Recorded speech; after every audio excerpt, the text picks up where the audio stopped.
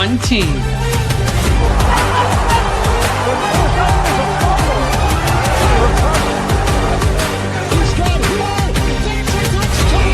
One dream. One family. 30, 20, 10, touchdown Miami! 1, 2, 3, go!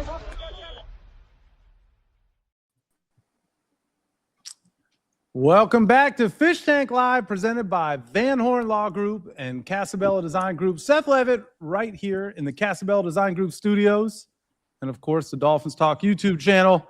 And as always, I am joined by the man with the best hands in the live podcast business. He is OJ McDuffie and Juice. De'Von Achane's buying for the whole bar right now. Man, oh man.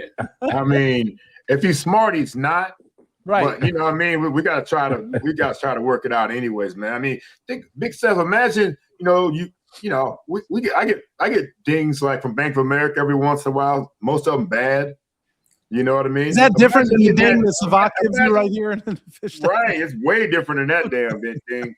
Imagine that ding on your account, when they direct deposit that signing bonus, and you know that you're pretty much set up, man. You should be set up for life, bro. For life. Well, we're going to talk all about that, but before we do, we got to introduce the crew. As always, the legendary Sevach, and I think Bandit might be somewhere in there, raising hell.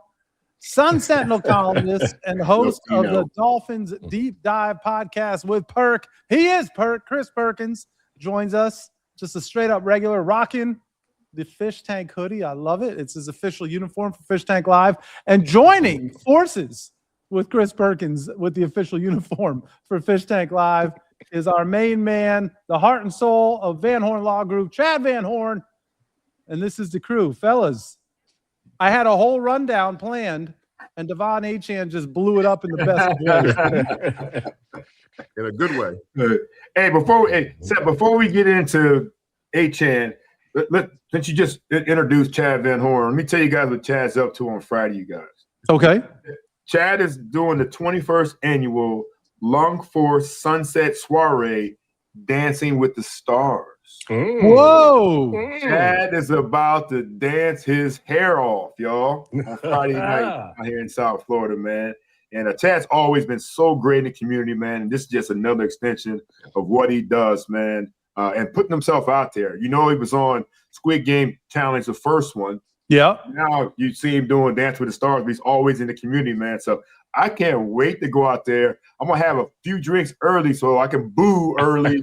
You know what I mean? Can you boo at a charity dancing event? I mean, I'm going to try, man. I could boo. I could do something like that, right? No, but always big ups to Chad, man. Always doing big things in the community, bro. And I'm excited to see him do what he's doing, man. Juice, thank you. Means a lot. I told you a quick story offline. I'll bring it online real quick. And Sevach will, depending on how it goes, we might have some video for next week's episode. Right. but out of all of the dancers, they asked you what dance you want to do and what style do you like. So I said hip hop. She said, yeah, we don't do that here. I want to know what that looks like. And then it went straight downhill from there. So Dancing with the Stars, they do a hip hop routine, right? That's what I said. Heck yeah. Right. So my partner won it last year, so I think that she didn't want to leave it to chance. So let's keep a winning formula. You know what we do at the Fish Tank? We win. So that's right. All we do. I'm gonna have a trophy. I'm gonna have a trophy with me next week. Fish Tank Live. Be here for that one. That's gonna be special. But thank you for sharing that, Juice. No doubt. And Chad, all pressure on you then if she won last year. So right. This year. Like, what's the common denominator and what isn't? Oh, too good. Yep. Too good. So, yeah, I mean, the news of the day, and, maybe we'll get to, actually, let me put this out there first, just before, second, before we do get into the Achane news. But RIP to Ogre. We lost another great member of, the football community, Donald Gibb, the great actor, the linebacker from Adams College. If anybody's a Revenge of the Nerds fan, Ogre wasn't necessarily nice to the nerds, but he was indeed a legend. We lost him today as well.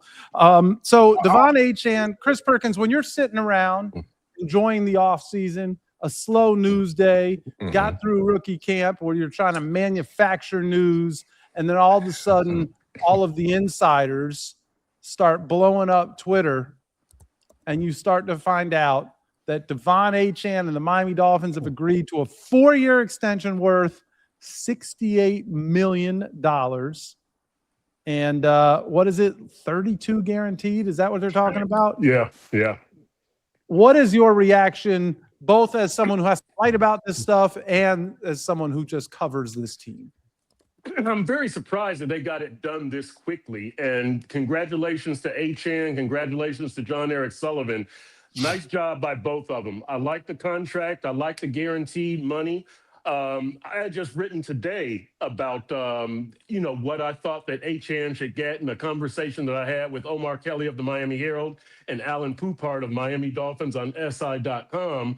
And I had said that I think that Achane ought to come in somewhere between James Cook and Breece Hall.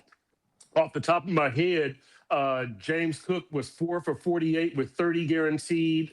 Breece Hall 3 for 45 with 29 guaranteed. So I like where Achane came in. They thought that Achane should get more like Bijan Robinson money, who might get like 18 or 20 million a year with like maybe 40 million guaranteed. That's a lot of money for a 191-pound running back in Achane. So I think that John Eric Sullivan did a great job, and De'Von Achane did a great job understanding I'm not going to be so greedy that I leave my boys Aaron Brewer and Jordan Brooks hanging out to dry. Nice job by everybody.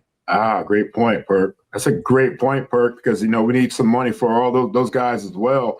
And we're a team, Big Seth and fellas, that we don't have a lot of money. We've got 10,000 draft picks, that we have to get signed, and the fact that they were able to find the money, and that's probably, along Brandon Shore and what he does very well is, finding money, for guys. And that's why people always talk about money. Mind your business, man. There's people that know what they're doing that will find the money, move the money, shake the money, couches, whatever it is, car seats, wherever the hell the money is, they'll make it work out, man. And I'm like you said, Perk, I think Achane's got to be really, really happy about that. Former 3rd-round pick for this football team that, is going on to, he's the best player on our football team. And for those guys to make that a priority and not make Achane, decide whether he's coming to OTAs next week, decide whether he's going to come to, the next phase, decide whether he's going to be at training camp, decide whether he's going to sit out the first regular season game. Get that taken care of, man. They did that. Now they got time to work on the other guys like you talked about, man. So, yeah, big ups to him. 3rd highest paid running back in the league. And I think that's right where he fits in, man. So great job by the organization. Something we've been talking about this group for a long time is the way they've been handling their business. Yeah, and when you look at those 110 draft picks, certainly the one we talked about most is the first one. And when you get a behemoth of a man to put next to a behemoth of a man to put next to an absolute killer at center, and then you also draft a mouth-breathing, meat-eating, blocking tight end, I think it's pretty clear what they want to do, right? They want to run the ball. Yeah. And John Eric Sullivan so far tells no lies, right? He's pretty much told us his game plan and then delivered upon it. And I think actually did Bohica write that in the chat there? Like everything that he has told us he believes in, he's had there you go.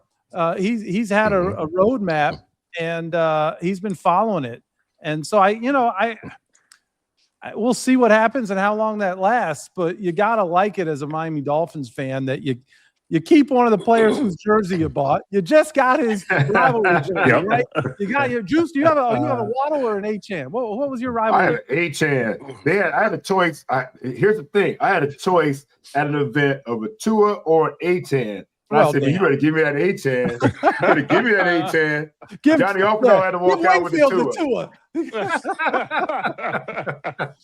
Yeah, absolutely. And another thing this does, and Bohica's like he's all in my playbook, But we have seen the Miami Dolphins, and we have been frustrated by the Miami Dolphins trying to negotiate with a player probably a year too late.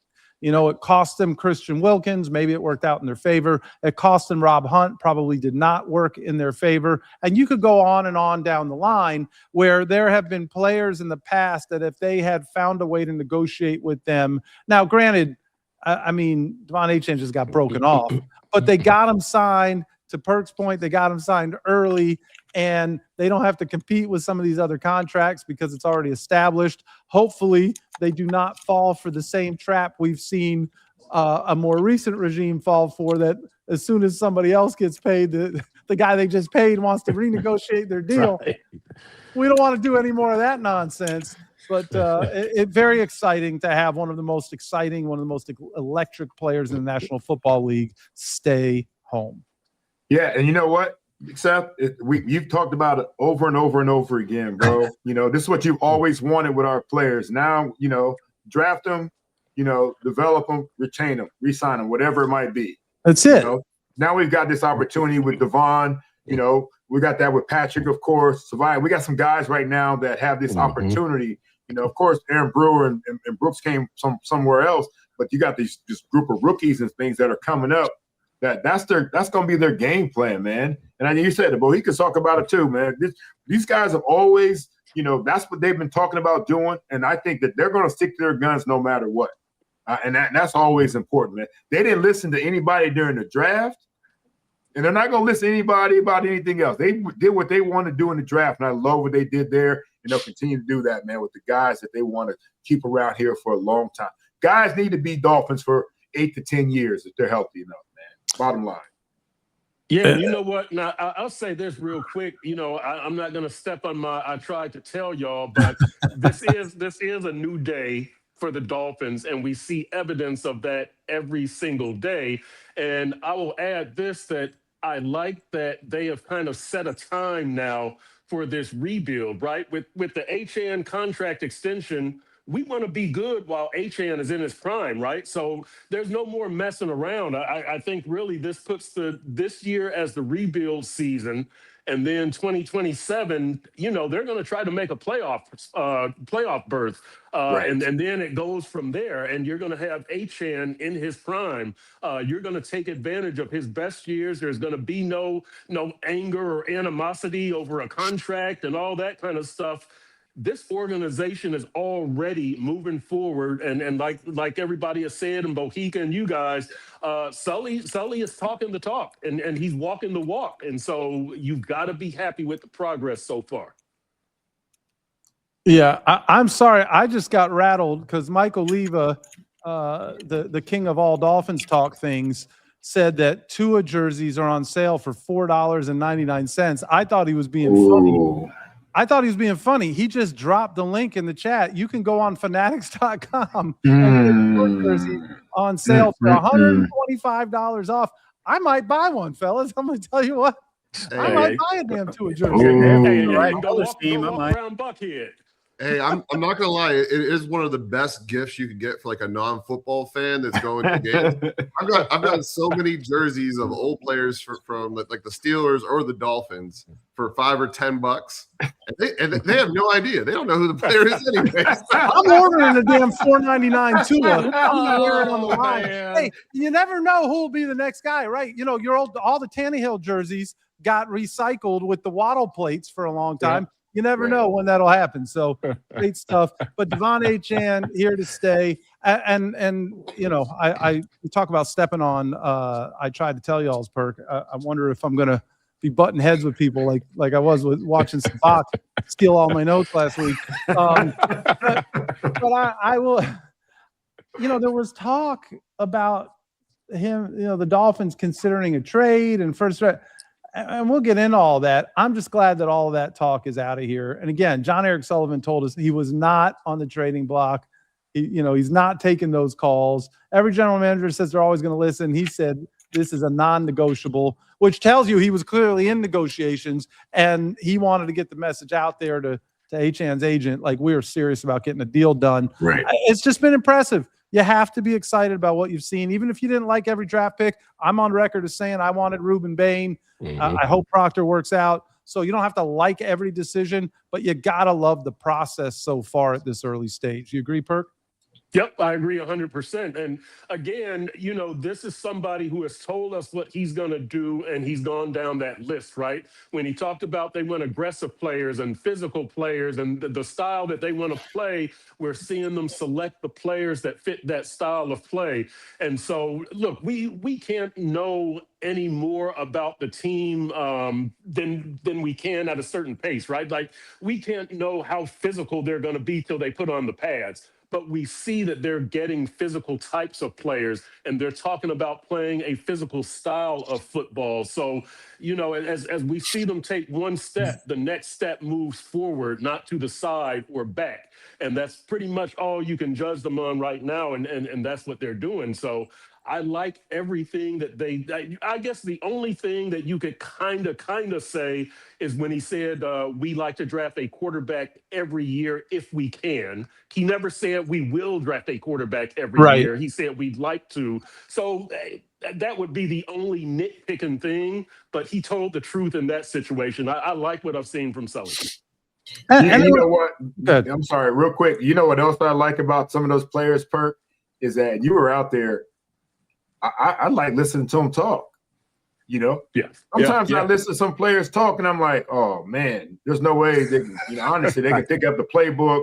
They were all very professional, articulate.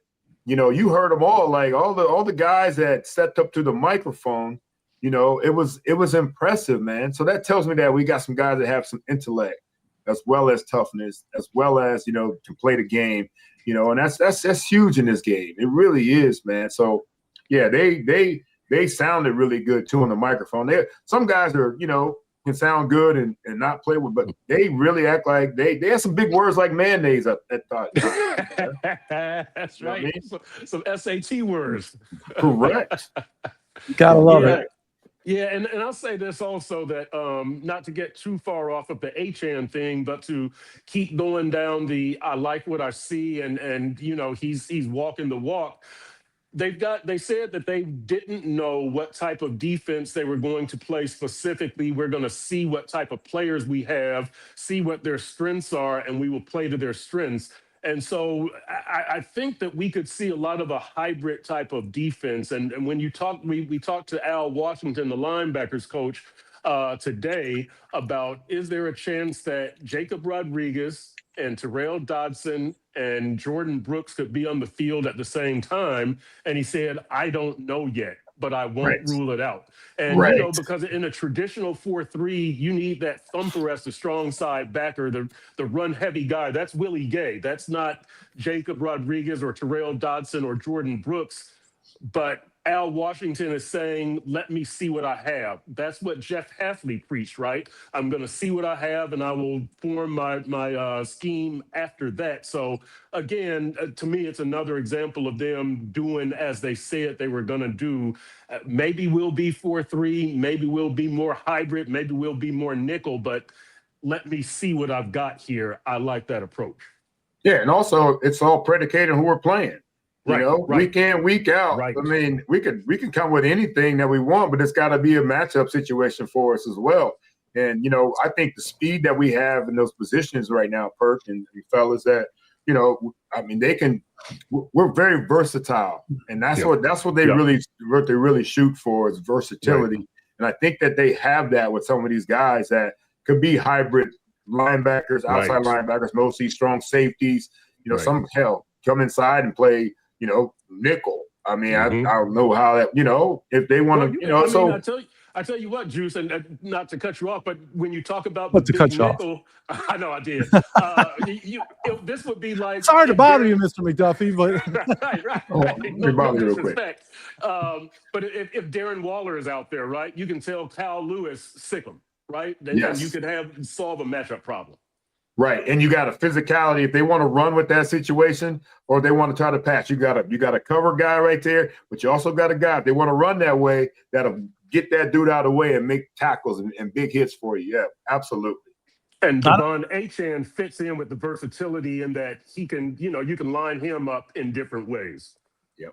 Well, we've certainly seen a whole lot of that, and he's made just about every one of those ways work for him and work for the Dolphins. So exciting stuff. Since we're talking about the running back position, there was some other interesting news. It's a good thing De'Von Achane is locked up after the retirement of Le'Veon Moss, not Le'Veon Bell, Chad Van Horn. Okay, so we're not going back to the Steelers days. Just to be clear here.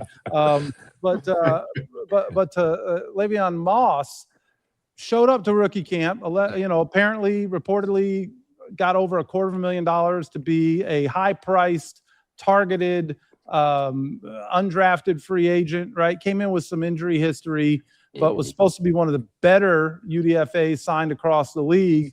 And after 3 days of quote unquote meaningless rookie camp, he's like, bleep this, right? And not just like quit, because they used to quit. Juice, I feel like those guys, the undrafted guys, would just quit in back when I was working for the team and you were playing for the team. Now he officially retired. Like he turned into retired. Like you don't want to think through this a little bit, bro? Like you retired. What do you guys think of that? Is that something that in this NIL era we're going to see more of? Well, I mean, here's the thing about it, Big Seth. I don't want that dude on my squad. Yeah, he does not love the game. That's lack of love of the game. These dudes that, there's some dudes that probably could have stayed in college a little bit longer with the NIL money, better than what they make in a rookie contracts, but they came to the league because we dreamed as 5, 6, 7-year-olds playing the NFL. This dude, he didn't love the game, so I don't want him on my squad. He's one of them dudes that I'll be yelling at, and he probably kick my ass, but I'll still be yelling at him and get his ass back on the field. It's a smarter matchup than Daryl Gardner, I'll tell you that much. Well, I don't know. He's probably got quicker hands than Daryl had. He's probably got quicker hands. He's probably stronger than Daryl. I mean, stronger than my ass. That's all I know. I was going to fight with a kicker and the punters. I was going to fight the kicker and the punters, man. That's about it. That's all I was going to mess with physically, where I had a shot at it. Otherwise, I don't want that dude on my squad, man. Yeah. I really don't, man. And you know what? And as a running back, this might be the worst position, one of the worst positions on the Miami Dolphins to come to and try to play, but at least get through freaking, come on, man, get to OTAs and, get all that. We gave you a quarter. Does he have to return that money, Perk? I would think so. We were talking about that in the media room today. I don't know what the payout situation is, at what point you get paid, or what the obligation is, but I would think that you don't get to keep that money. Yeah, it's got to be something. They have to be able to reclaim. Chad, what do you He's not keeping that money. Chad Van Horn says don't count you. Yeah. He's got money bank. I wish I knew what his NIL money was, but obviously he can't go back and get back in college with it. But at the same time, though, some guys do have, maybe they already had a game plan. Maybe they already had their life set with the money you're talking about, Big Seth, and NIL money. Hopefully he started a business already, and maybe that's the better way of going instead of getting beat up in the Miami sun and and getting hit in the head all over the place.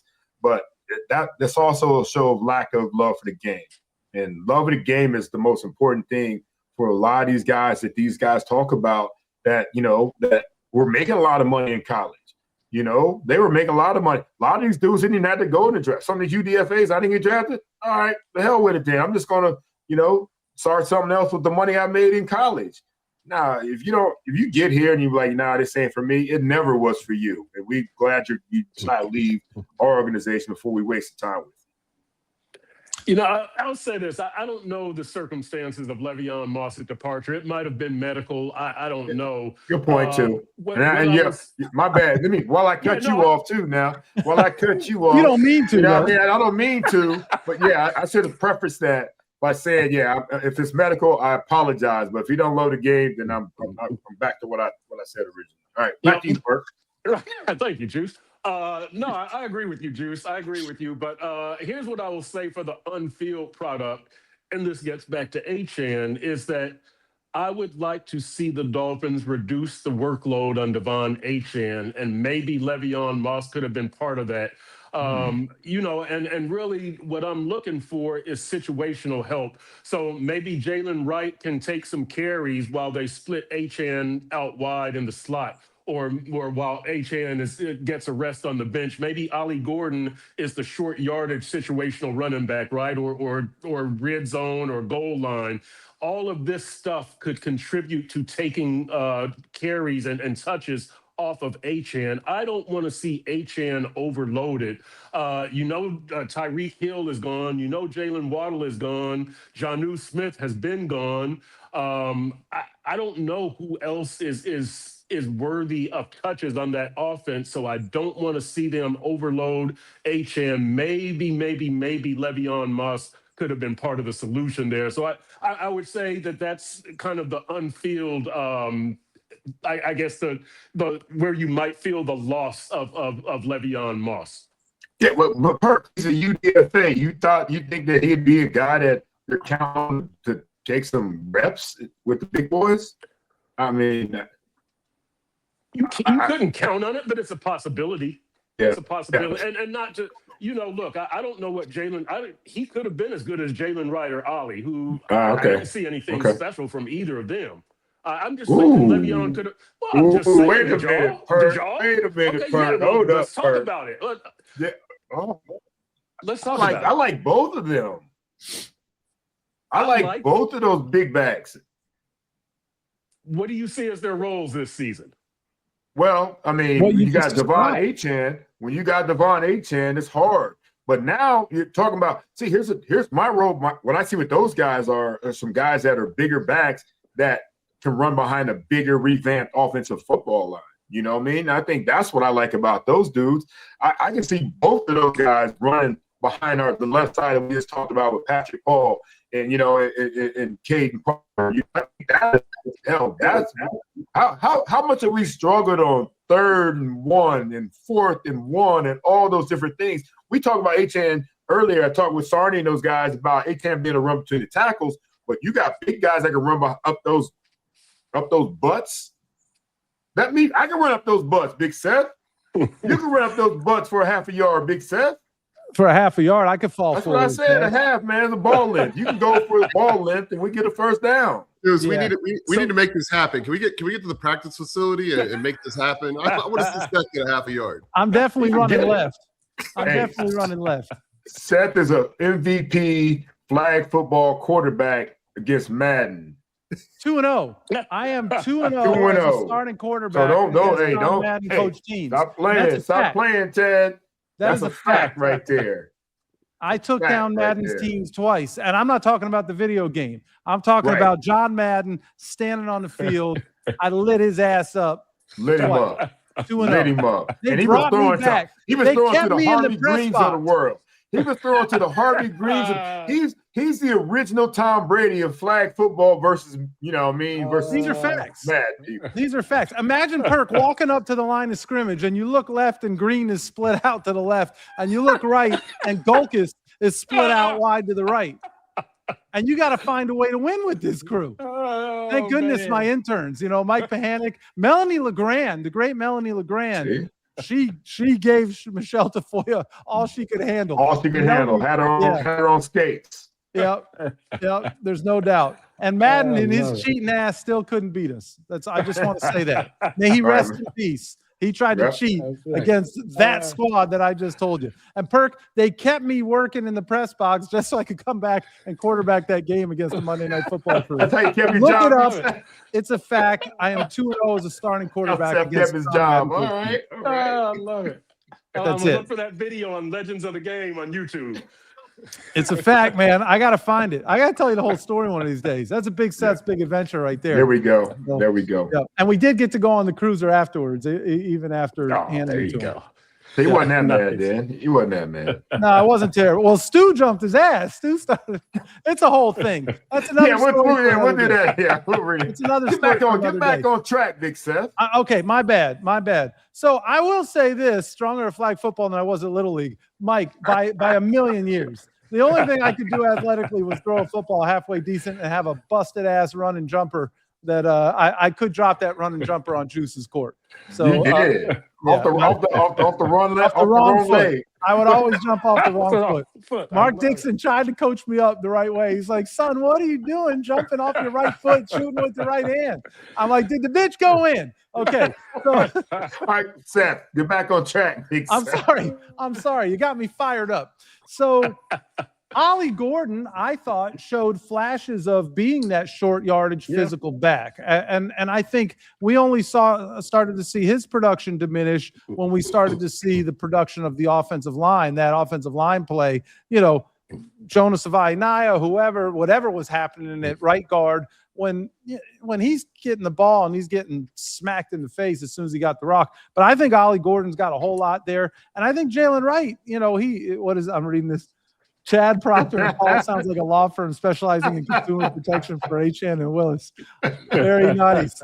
Very nice. Jason Sarney filling in for Sam Marcoux. I like it. I love it. Good. I would love to have Achane as a client. Yeah, I bet. No, let's hope that he doesn't need your services anytime soon. Right. They got multiple. He's got multiple services in this building. He's got 40,000 lawyers. I will carry his bags for him for my He might need that. Yeah, I'm sure. Right. So, well, Seth, I'll say this. In theory, Jalen Wright and Ollie Gordon should be improved. I just haven't seen it.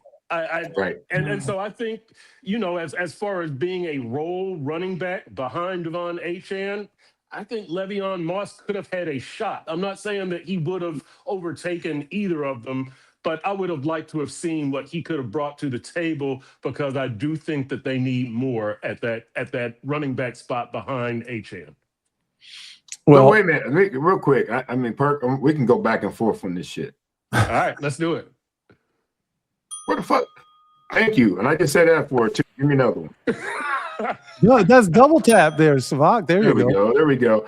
Don't you think like an improved offensive line would give those guys a better opportunity to be more productive for you, Perk? I think the offensive line has gotten better right now already with Caden Proctor and moving them there. I think maybe Savaiinaea is better off on the right side. Hopefully we got an Austin Jackson that's healthy. Mm-hmm. Don't you think offensive line's gotten better? So I don't think those guys are like receiving backs like Achane is, but if they can get downhill, they're big. I didn't realize how big they were. When I went to the Dolphin Cancer Challenge and I saw how big those dudes were, running back, those are some big running backs, bro. Mm-hmm. They're bigger than TK, in my opinion. And those are big running backs there. So I think that if they get, obviously they got some speed, they got a running start, they might be all right. But you're right, you haven't seen it because they haven't had the opportunity. They don't have that 4.2 like Achane has that can get by people, but they got that 4.3, 4 or low 4s that if they get a crack, they could be something special. I think their opportunity is going to be better this year. But I feel you on the other guy. I don't even know what his dimensions were. Where were his dimensions? So I was only here for 2 minutes, so I don't even know how big he was, how small he was. What was he? I don't even know what dimensions. I don't know. I don't know what Le'Veon Moss's dimensions were. But again, I'm just saying anybody who can situationally take some touches off 6 foot 203. Yeah. Well, I think they've got that. Size. Yeah.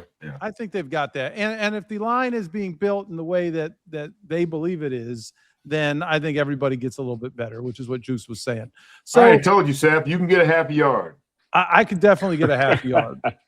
And I might have an RPO, just be careful. Just be careful. Don't let Malik sneak out there. No, don't throw. Don't throw. I can do it, Juice. Don't throw it, Big Seth. Don't get out the pocket, Big Seth. Stay right there where you're protected, man. Well, I'm not getting out of the pocket. I might do that. Well, RPO, you working down the line a little bit. Don't do it. That's true. Right there. That's true.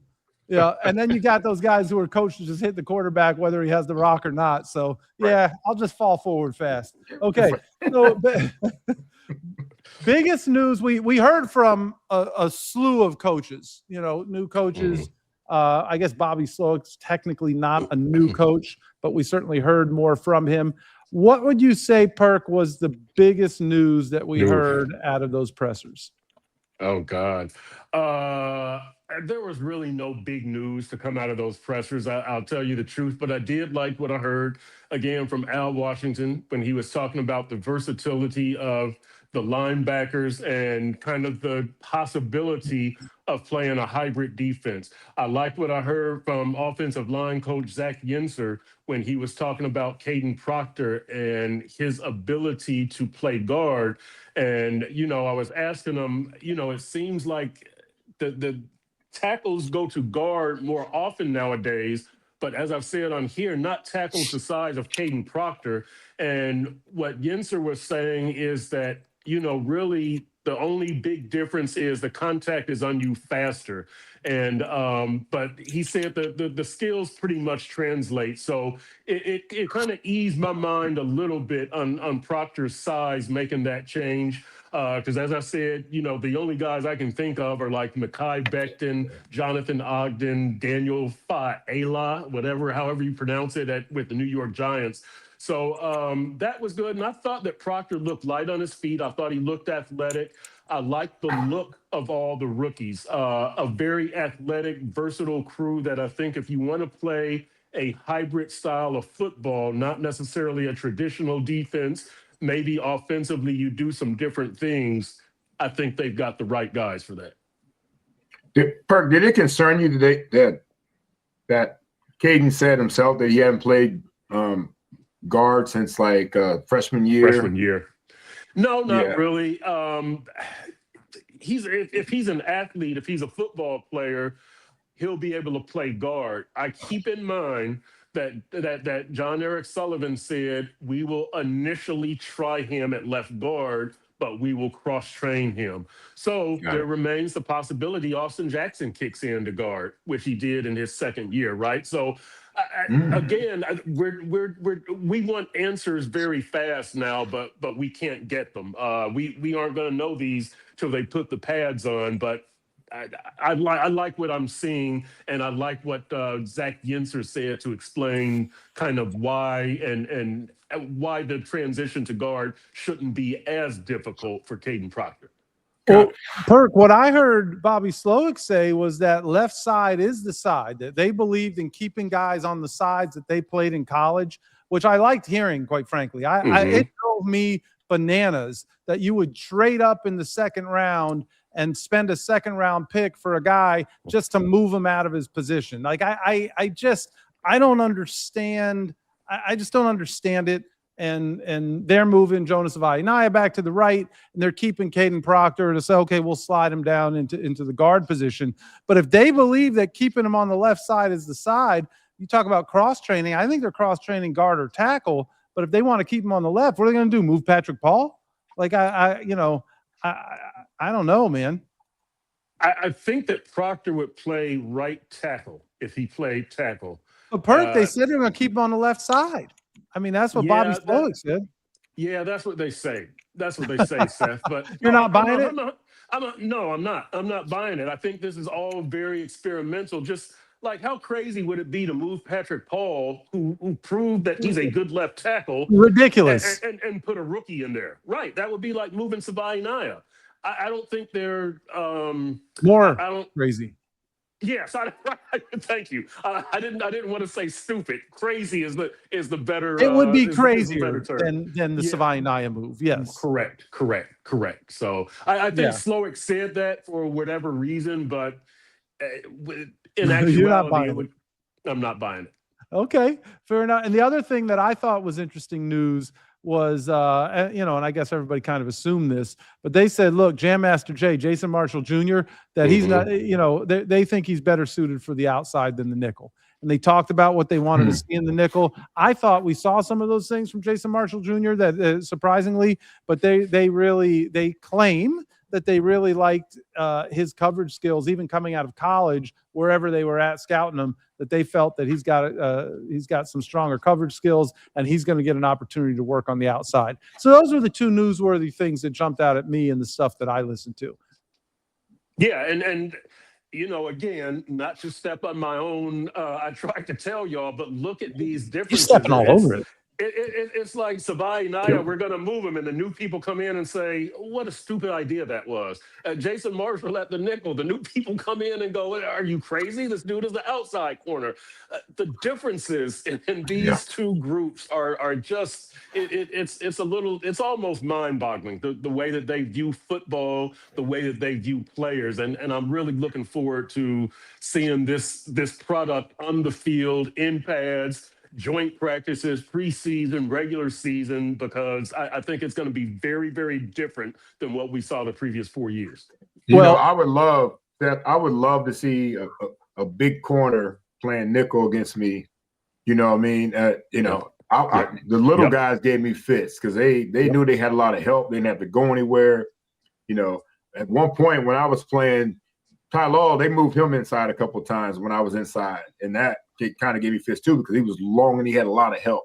You know, but if I see a bigger corner nickel, I'm excited about that as a slot receiver because I know I'm gonna beat him on quickness and I know I got option routes, so I'm gonna get him moving, and this big ass ain't gonna be able to move and turn around and stop and go like I'm gonna be able to go. You know, So I think you're right. I think he might, with his size, you know, being over 200 pounds, being 6 foot over 200 pounds, you know, he's better suited on the outside where he can deal with some bigger receivers as well. So, I mean, these guys like big. They like big on big.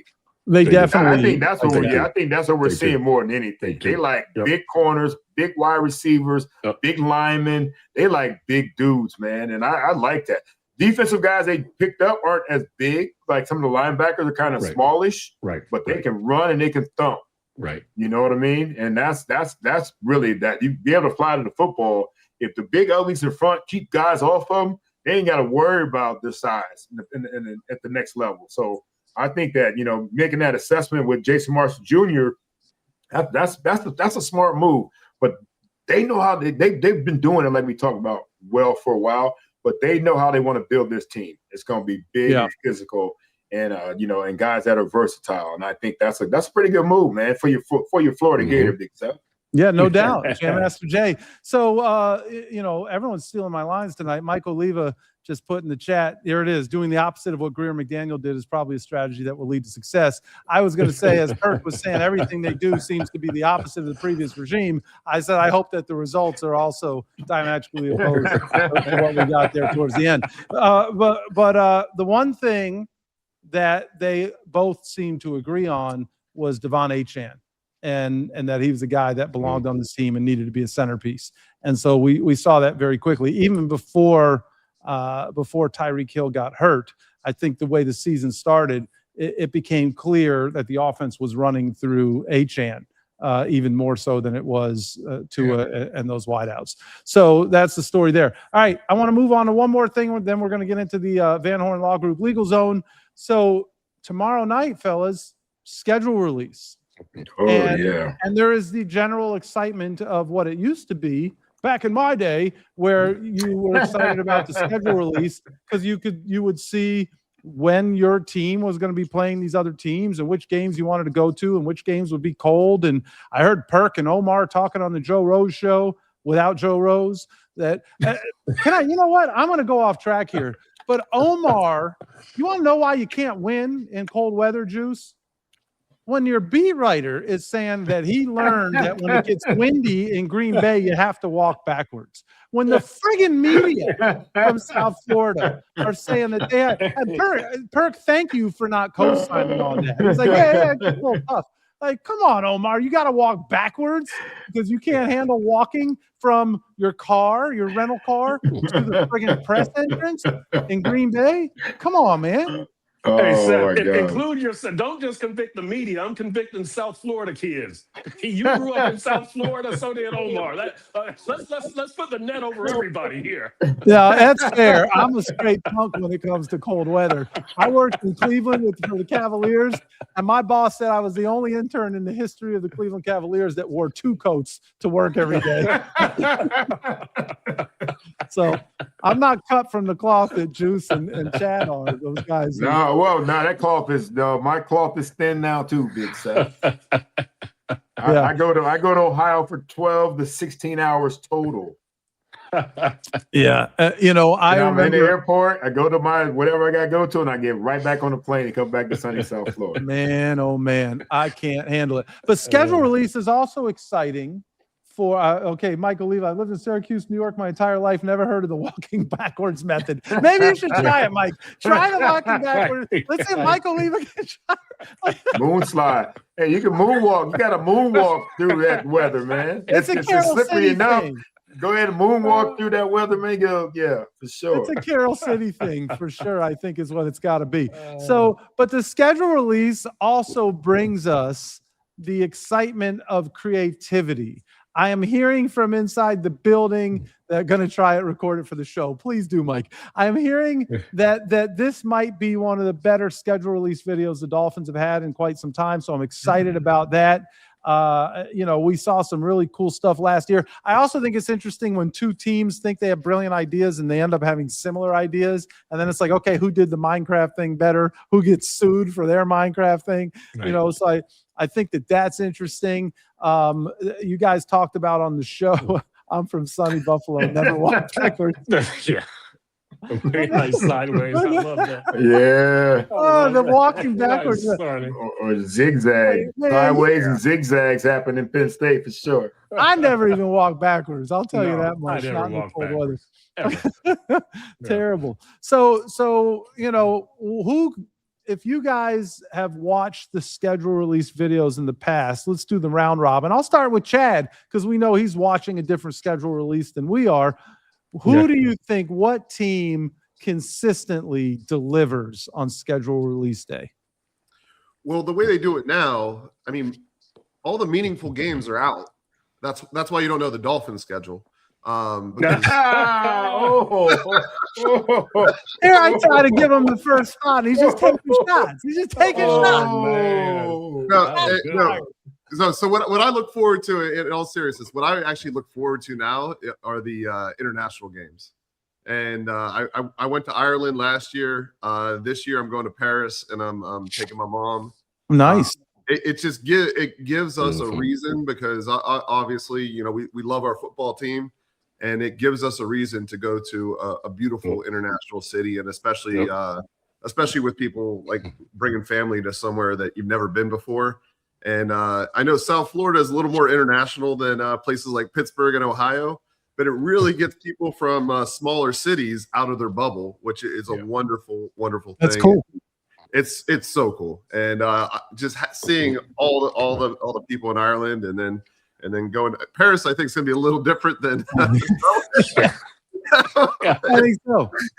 but that's my favorite part right now of schedule release is seeing all the international games. You like Paris so much, bro. You just you're happy. Your Steelers are going there. You're just happy that you can go there and wee all over the place. Well, and I kind of like that they put the Saints there as well with the Louisiana Purchase, the history. Okay.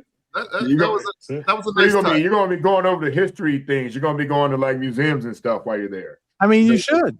I've already been to pretty much all of them, but I'm definitely going to take my mom to a few of them. So, fun fact: Juice took 2 years of French in high school. So, if you need, oui, je m'appelle Ogie. That's so good. I got to take them with me. There you go. So, you know what? I'm looking at the clock here. My vote, I think the Chargers consistently just crush the schedule release videos. They do a brilliant job. LA. You're in LA. LA, man. They've got LA. I was going to say the same thing. When you got production and you got people that's what they do. Yeah. That's easy, right? They kill it. They did the Friday. They just did something. Didn't they do something with Friday the other day? Was that them or the Rams? Well, the Rams did the Friday situation. They always do some crazy. They did Mike McDaniel with the vape. They did. Creative people doing creative things. Yeah. Right. And supposedly somebody was saying that they got like a limited league approval to do something with Mike Vrabel. So I don't know what that means. I have no idea what that means. I have no idea what that means. That's what somebody said that. I can't remember who said that. So. Is this a reliable source, Kurt? And I think I heard it on the radio, actually. My So goodness. I think it was Omar while he was walking backwards who said it. My. Exactly. I just want to put that out there. Let me say this real quick. Okay. The thing that I don't like about the schedule release is how everybody goes down and does the WL. Here's what I think. You should do it like you do your basketball team and your baseball team. In basketball and baseball, you don't do WL. You look at the team and you say the Miami Heat is good enough to win 45 games. New York Knicks good enough to win 50 games. That's what I think you should do in football. You don't judge the opponent. You judge your team and your talent. Having said that, I know everybody's going to do the WL. Well, you know why, Perk, though? Go ahead, Big Seth. But you know why we can do that in football? Because there's only 17 Only 17 games. You can't go down to 162 or 82 of the other 82 games and sit there and do it when people don't even care about those games. I understand. I'm just saying you come out. I think you come out with a better result if you look at your team as opposed to, because you don't know if Patrick Mahomes is going to blow out his knee by the time you play him in December. You judge it on your team. But anyway, let's hope he doesn't do that again. My God, I'll feel you, though. Yeah, I feel you. So, all right, I'm going to roll into the Van Horn Law Group legal zone, and we've got some news right here in our own backyard. The Bright Line. Have any of you guys ever been on the Bright Line? Oh, yeah. I am not. I've been on with OJ, actually. That's right. Well, there you go. Well, you guys can walk to the Bright Line, can't you? You guys can. Yeah. And, so you guys Chad are had us in VIP. You ever been in VIP on Bright Line? I haven't even been to the Bright Line, let alone the VIP. Yeah. But, Perk, you ever been in Bright Line VIP? You guys spending all that time on VIP, Bright Line is headed towards possible bankruptcy. So, Chad, talk to us about what's going on with the Bright Line and how that's going to affect. We finally had some semi-public transportation here in South Florida, well, all the way up to Orlando. And now they might be filing Chapter 11. Like, what's going on? Yeah, well, I think the problem is you and Perk are not riding the Bright Line. There it is. On the Bright Line. So I think that's part of the problem. I live too far out west. But there's this other thing. They got a little bit of debt. Guess how much debt they have on their books right now? Just throw out numbers. I'm looking at the article. So 200 million. 200 million. Juice? I'm going to go with 50 million. Sevach. I want to land somewhere in between the two of them. So let me say 125 million. Closest to $1 without going over. $5.5 billion in debt. Billion with a B. With a B. $5.5 billion. A billy. Oh, damn. Yeah. That's why I thought De'Von Achane was making a lot of money. Wow. So they're $5.5 billion. They already missed interest payments earlier this year, which I don't even know what an interest payment is on $5.5 billion. Yeah. The grace period runs out June 15th. Auditors at Ernst & Young literally wrote the words substantial doubt about whether this company is going to survive the next 12 months. Wow. But here is the interesting angle and what most people get wrong. As you guys know, bankruptcy doesn't mean the train stops. Ridership is actually up 20%, even though Perk is not riding it. So that means the business actually works, and I love it. I go to court in Miami. I go to court in West Palm on it. I even go to court in Orlando on it. Mm-hmm. And I could work during that time, and then I could get VIP on the way back and have a glass of champagne. So this is perfect textbook Chapter 11 because you can reorganize the billions of dollars worth of debt.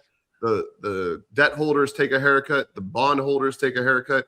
Equity is going to get wiped out, but the trains could keep running because it is a good business model. It's just not a good business if you have billions of dollars worth of debt that you have to pay interest. So hopefully they work it out. If not, Chapter 11 might be an option. But if I were a gambling man, it's not going to go the way of Spirit. The Bright Line's going to be here. And I think it should be even. And I don't love giving away tax dollars, but even if we have to subsidize it for people to get around, because it really is a good, easy way to get between Miami, Orlando. And I hope they do the whole Florida loop because it's a great way to travel. Yeah, go build some more tracks. Spend some more. What's a few more billion at this point? A few more billions, man. We do need a statewide transportation. We need one that goes all the way to Tallahassee. For sure. I didn't want to visit my son when he was going to school up there. You know what I mean? We drove there one time and we left the car and flew back. I said, I can't do this. I can't do this, man. So, I did want to ask, because I'm so glad that he asked in the comments here, David, are the accidents part of the debt? So any personal injury claims, because and obviously some of those have been disputed because people were trying to rush through during. So I know there's been multiple. So the short answer is yes. Those would be general unsecured debt, so they would be unlikely to get paid anything if they were to go through a Chapter 11. Maybe some pennies on the dollar. So and I do actually advise some personal injury attorneys when companies are going to file bankruptcy whether they should take settlements. I look through the numbers, and it might make sense to take the money and move on, because if they do file bankruptcy with this much debt, those families from the accidents or the deaths might end up getting nothing. Seeing nothing. I almost got wiped out by one of those trains when last time I was down there on my way out. Man, so you got the full South Florida experience then. Juice, you need to have them on. Next time Sevach's here, those leashes they put on the kids, like the monkey and the monkey's tail. The mom holds on to the monkey's tail. Correct. I don't know what the hell Sevach was doing. Where the hell were you? He was wandering in front. I mean, there's a lot of bells and whistles and things. All kinds of stuff going on. Bells, whistles. They give you they give you so much time to get the hell out the way. Sevach. Yo, check it out. So I'm on my way out, right? I'm heading home. And there was apparently some bad accident somewhere on 95 North, and they shut down the entire thing. So we had to get off and drive through. I can't remember what part of town that was. But I ended up coming up. We get to a light. The arrow turns green, and there's a car in front of me, and she's taking forever. We get halfway into the intersection, and suddenly that thing goes X, and you start seeing the barricades coming down. Almost drops right on top of my car. So I was AGT. I was already in the middle of my turn. Well, what about that sign that says "Do not stop on the tracks"? I didn't stop, and I wouldn't have stopped. But we're just on the middle of the tracks, so you got to let that person go. I'm just saying, anyway. Legal zone. In the intersection. There it is. Law Group Legal Zone. Let's roll into. I tried to tell y'all because it sounds like it was. I can't wait to hear Perks because it sounds like we heard about 60% of it already. But Juice, let's kick this thing off. What'd you try to tell us? Fellas, I tried to tell y'all that the new era in Miami Dolphins football is real. As John Eric Sullivan and Jeff Havley just wrapped up rookie minicamp from May 8th to May 10th. What are the early returns? What they are? Exactly what I've been trying to say to you guys once they got hired. They're about football business and players that are about their business. And hopefully business is good. You know what I mean? You got the full 2026 draft class, all 13 guys, which we all know, that's the most in the league, plus the UDFAs out there at Baptist Health Facility. No full scrimmages, just straight fundamentals, technique, scheme installs, and competition. And Sullivan and Hafley were on the field throughout the whole thing, watching every single snap. The culture shift. From what I've heard, it's already visible. Sullivan's talking toughness and conviction in his guys. Hafley's talking NFL habits and attention to details. Everyone can play in the league, but attention to details is critical and always going to be a difference maker. And to hear that people are saying it feels different out here, hungrier, more competitive, that really stands out to me. And some of the people that stood out to me, we talked about a little bit, were Chris Johnson, the first round pick we had at cornerback. He's physical. His ball skills are on point. And I think those things fit exactly what Hafley wants. It fits him like a glove in his defense, man. So I think that's always important. Caden Proctor, our first pick at number 12, he's massive and fortunately already handling the heat down here. You know what I mean? Which is something that I did not do when I first got down here. I could not handle the heat. But, a great athlete that can play multiple positions on the offensive line. Chris Bell. Chris Bell, we got in the third round, and he's a wide receiver. He's coming off the ACL, but he's showing amazing progress. And I'm thinking that he could be a guy that could be ready sooner than later. And those young linebackers, let's talk about Jacob Rodriguez and Kyle Lewis. I mean, these two are winners. And there's one person in the game that I respect more than anything in the personnel scouting game is Louis Riddick. I usually trust his opinion, but granted though, he did go to the same school as Kyle Lewis at Pitt. That's his alma mater too. So for Chad, shit on Pitt. There we go. I had to do it. He already has Chad. He already has Zach Thomas, on speed dial. So that's always going to be a great thing for us. And like guys like Will Kazmarek and Michael Taft and DJ Campbell and some of the other UDFA guys, they seem to be hungry and professional. So all the defensive additions and skilled players seem to have love for the game. I talked about that earlier. Love for the game and have that dog mentality. And they can all play ball, man. So this is exactly what a real reset looks like. The Dolphins are getting serious again. We back, baby. We back. Well, soon we'll be back. I tried to tell y'all. There it is. He tried to tell us. Good stuff. OJ McDuffie. Who's up next? Sevach, do you have one? Well, I mean, not it's really. Okay. Because really, like this entire stream has kind of been restating I tried to tell you from the last couple of weeks. So, all right, we'll keep it moving. Last week I went a little long-winded anyway, so I just like taking a pass. Yeah, taking a so pass. I Chad Van Horn, did you try to tell us like anything? to say a quick word if I could. It'll be brief, but it would mean a lot. He just stopped on the tracks again, Chad.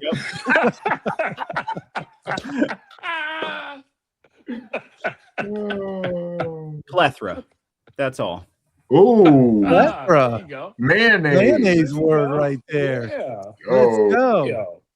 All right, Yeah, how very many nice. syllables is that? Is that 3 or 4? Plethora. 3. Depends Right, nice. on who's saying it, Perk. Depends on who's saying it. Right. He said plethora. I think plethora is too, but that's two, plethora right. is. No, but he did try to tell us. Chad Van Horn, what did you try to tell us? So I tried to tell y'all, and actually OJ led with I tried to tell y'all that I am bringing another trophy back to the fish tank. Let's go. You guys have done the heavy lifting. You brought trophies. I need to pull my weight. So next week I'm bringing a trophy, and I tried to tell y'all I'm putting something meaningful on it.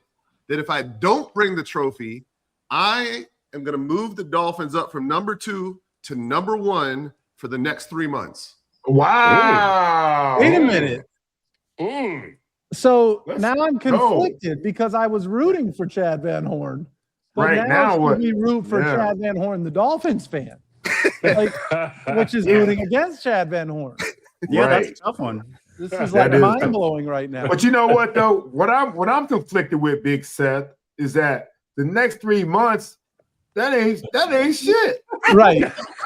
He said the Dolphins will be his favorite team through June, training July, camp. and August. What's that mean? That don't mean nothing. What about September, man? I'll be in training camp cheering them on. What are you talking about, man? That's when the real fans show up. He really made the stakes high, didn't he? Did we ever find out what dance? Did we ever find out what you're going to, or is that a secret? No, it is a secret, but I can tell you that there is a big surprise at the end of the dance, and I hope I can pull it off. I mean, OJ's seen me dance, but I don't know if I'll be as lubricated at this time. So well, real quick before we get into yours and Perks, Chad and Zach Thomas had a dance off at my wedding. Oh, and they both sweated through, ripped through their clothes.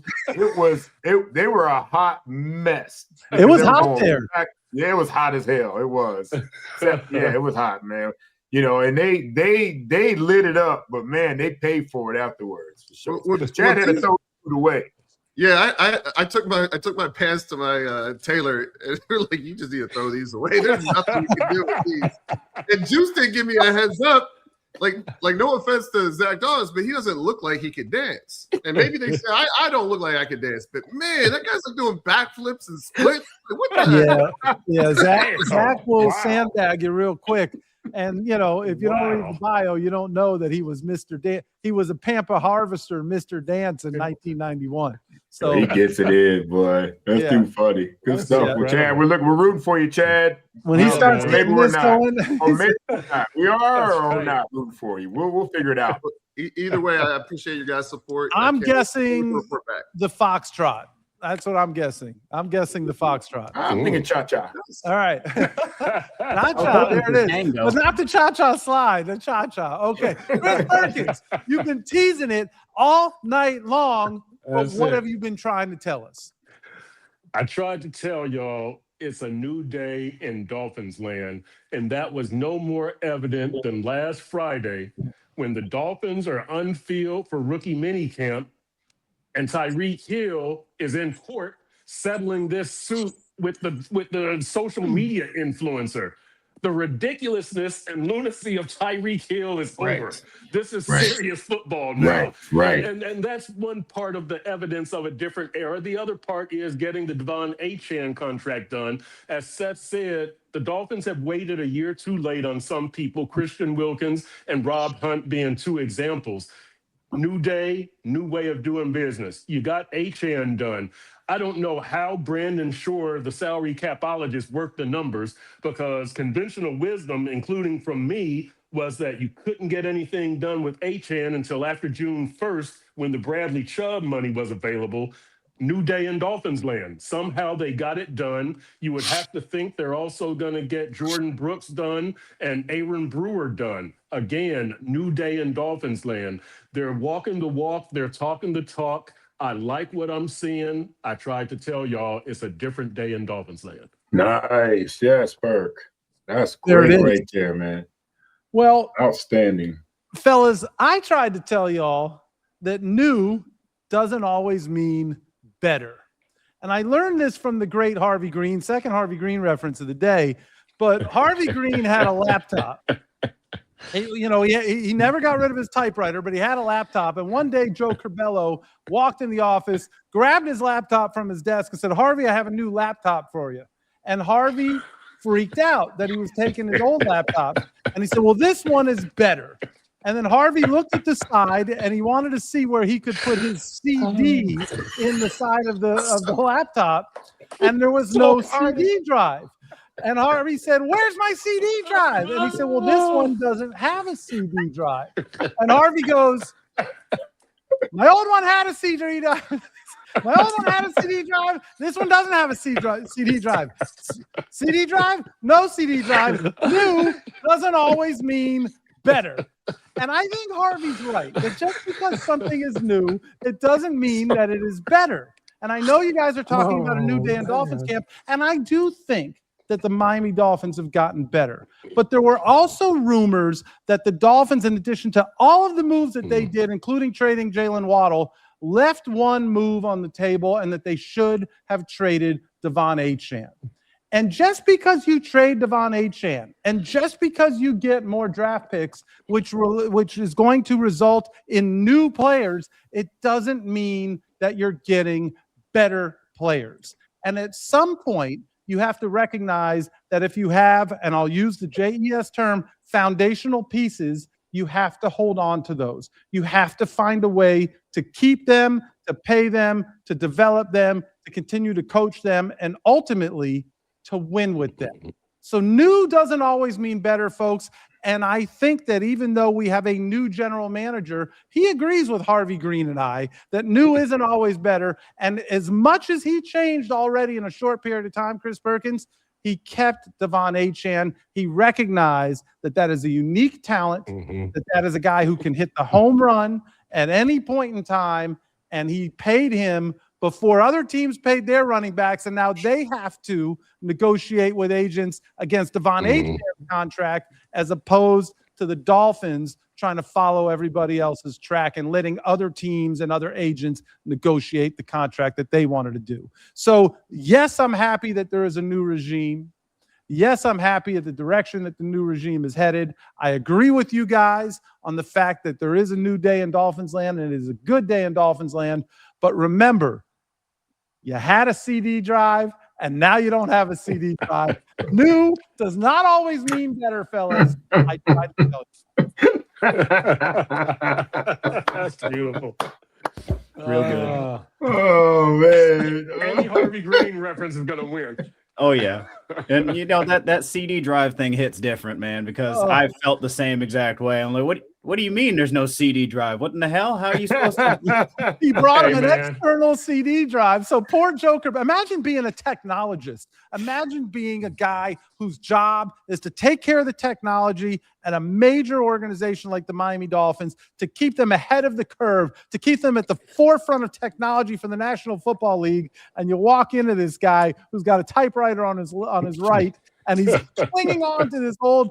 Now I've become this, by the way, but he's clinging on to this old laptop with his other hand, and he's telling you new doesn't always mean better. So Joe Cabello shows up a week later with an external CD drive that That's plugs great. in with the USB. All right, what? I gotta carry this. I have one computer. Everything is one button. I gotta carry two things to pack. New is not always better. Harvey tried to tell us. He sure That's did. all I got, fellas. You sure did. Great. You sure did. Hey, Great stuff, man. can I get a real quick bonus Chad Van Horn Legal Zone in here? So Absolutely. Okay, so you guys know that what happened in Denver Airport, Frontier Airlines, the guy walks onto the runway. He committed suicide, sadly. But Chad, now there's two law firms who have informed, like I guess Frontier or the city of Denver or somebody, that they intend to sue because the passengers suffered physical and emotional harm. Like, is that legit? And if they don't win, do the passengers have to pay the legal fees of Frontier? How does that work? So the short answer is, and this is going back to a law school program, it's negligent infliction of emotional distress. And it's really hard to prove, and it has to be something like this. And I'm sure that the impact was real to those individuals. Obviously, something like that shouldn't occur. So there had to be some negligence that did occur. In the American system, generally speaking, there is not a fee shifting provision like in the European system. If you sue and lose, you have to pay the fees. In a situation like this, that wouldn't be the case. So the passengers that sue, generally speaking, the attorneys that represent them will represent them on contingency. So they'll get 25, 33, 40%, somewhere in that range. If they win, if they lose, they end up with zero. The only way that the airline or whoever is sued could recover the fees is if it was discovered that it was brought in bad faith. Or if there was a fee shifting provision, or if there was a contractual right to fees. So the short answer is yes, these cases are rarely brought, but this is one that might make sense. If the passengers lose, they would, generally speaking, not be responsible for the fees. There you have it. Yeah. There you go. I was Bonus. serious in a heartbeat, but we did get a That bonus. was really good stuff right there. Yeah. Well, hey, look at there. The Dolphins have given me negligent emotional distress for 20 years. There you go. Careful, Chad. Right here. It's a 3-month team we're talking about. I'm So, in on that class my whole action. life. It's a class action suit right there. Count me in. all right. Chad is a pro. Ended on some laughs. I like that.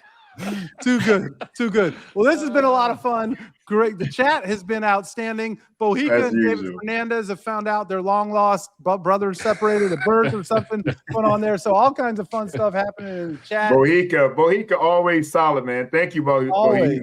Always is. My Everybody DC talk defenders about are going to bounce back this week. I just want to let you guys know that. That was a good loss. They're getting ready to make another championship run. Shout out to Easy E on that one. And Juice, tell them what time it is because we got to get out of here. Hey, everybody. Thanks for diving in.